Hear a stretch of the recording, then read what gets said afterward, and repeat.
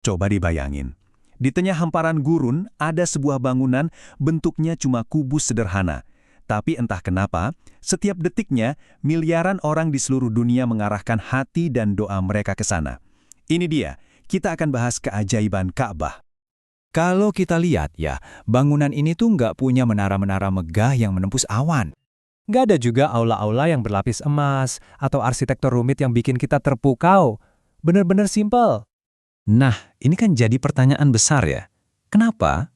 Kenapa justru kubus yang super sederhana ini bisa jadi pusat, jadi jantung spiritual bagi miliaran orang?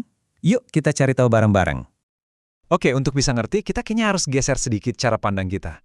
Kita nggak bisa lihat Ka'bah ini cuma sebagai bangunan fisik. Anggap ini sebagai pusat spiritual alam semesta, semacam jembatan gitu yang nyambungin langit dan bumi.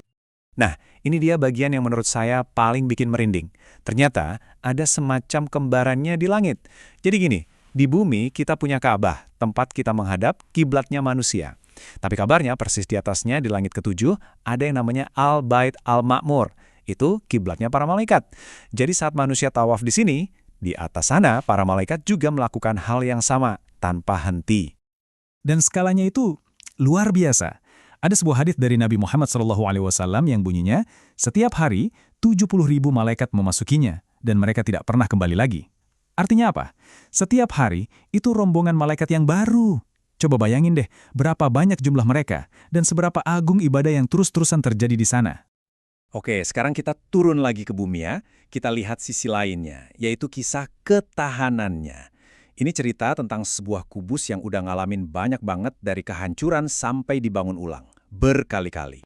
Mulai dari namanya dulu deh.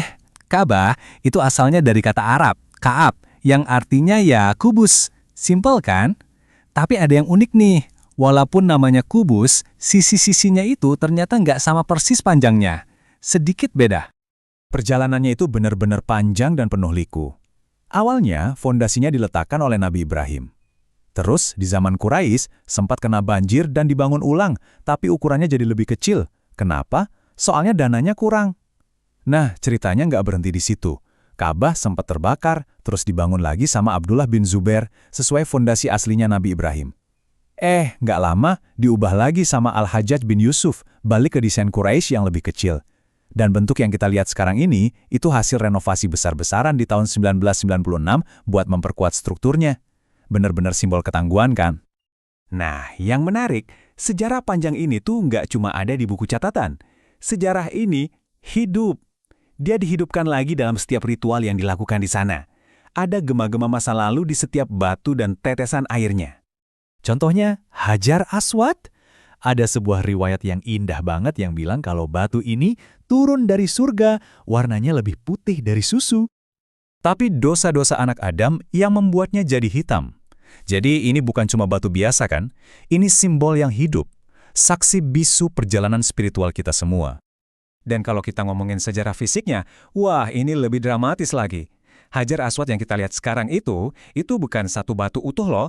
Itu sebenarnya 8 kepingan kecil yang disatuin. Kok bisa? Ya karena ceritanya panjang banget.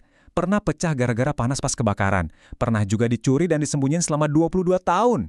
Pas dibalikin, udah jadi kepingan-kepingan. Kena banjir juga pernah. Luar biasa banget kan perjuangan batu ini? Sekarang kita pindah ke ritual sa'i, lari-lari kecil 7 kali bolak-balik antara Bukit Safa dan Marwah. Ini bukan sekedar olahraga ya, setiap langkahnya itu adalah reka ulang sebuah kisah yang sangat menyentuh. Kisah seorang ibu, Hajar, yang lari dengan panik, bolak-balik 7 kali buat nyari air untuk anaknya, Ismail, yang lagi kehausan. Dan setelah perjuangan itu, di akhir putaran ke-7, keajaiban pun datang. Tiba-tiba, muncul mata air Zam-Zam tepat di dekat kaki Ismail. Dan mata air itu, yang lahir dari keputusasaan sekaligus harapan seorang ibu, sampai sekarang masih terus mengalir. Nggak pernah berhenti, selama kurang lebih 4.000 tahun.